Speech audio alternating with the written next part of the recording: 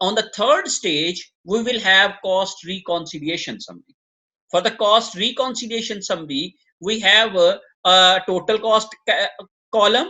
Then every cost element column, I have prepared this for my working or for my ease, so that I can get these figures for the calculation of these figure. The necessary part is only these two columns, but these equivalent unit columns are basically used for our calculations. That's why I have shown over here for ease of understanding. So here we have a cost of completed goods. This cost is computed as we have completed 13,000 units as shown in the every column of equivalent units, that are 13,000 completed units. So we have computed 13,000 units, and cost per completed unit is 11.2124. So that is 1,45,762 by multiplying this figure with 13,000. Then we have cost of ending work in process, because every cost element has different equivalent units. That's why we have used different cost calculations for every cost element.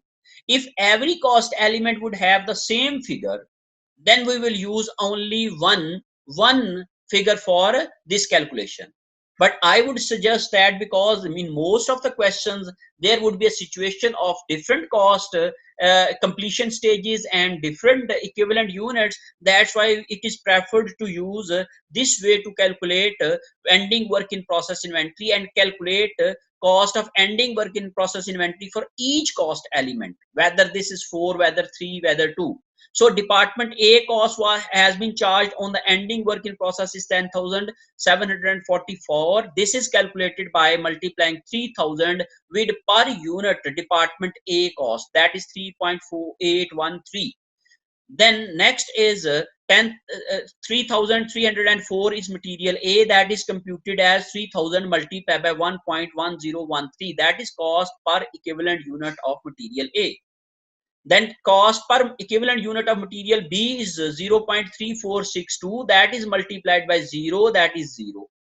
Then the labor and FOH can be calculated 1500 multiplied by 2.7545 and 1500 multiplied by 3.4293, and in this way we can have a total cost of work in process ending inventory. When we sum up of these two costs, that is total cost completed units and total cost of ending work in process, we will have a total cost which is reconciled by this total cost which is charged to the department. So for the entries made for these calculations are, when we transfer department cost to the next department, that entry is made. Work in process department A is credited and work in process department B is debited. The receiving department will be debited and the sending department will be credited. So work in process department B is debited, and this figure has been derived from this table, that is this 51,000, and it is given in our question. So this table will gives us the information for recording our journal entries. So this is 51,000 debited, and work in process department A is 51,000 credited. Then cost charged to the department in this period, that is work in process department B account is debited, materials account is credit, payroll account is credit, and factory overhead account is credit.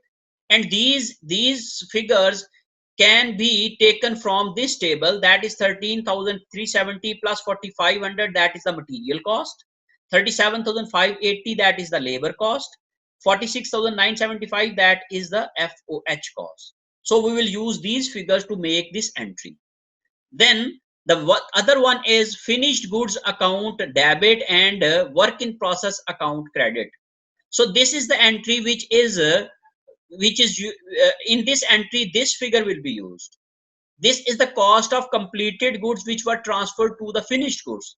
So for the calculation of this figure, we have to complete all the process. We have to compute or prepare cost of production report for the calculation of this figure, so that we can have this entry. So work finished goods account debit and work in process department B account will be credit. This is the cost of completed goods transferred from department B to finished goods. Then when we post all these entries in a work in process account, this would be the shape of work in process account. On the debit side, work in process account is the cost which is charged to the work in process account are debited. That's why all the debit side have the cost charged to the department. So this table will guide us these costs. So 15,660, that cost has been charged, and this cost has also been charged to the department. The breakup of this cost is given in this table. So this table gives us the picture of debit side of work in process account. So this is basically the debit side of work in process account. And the cost accumulation summary gives us the information what amounts would be on the debit side of work in process account. And now about the credit side of work in process account.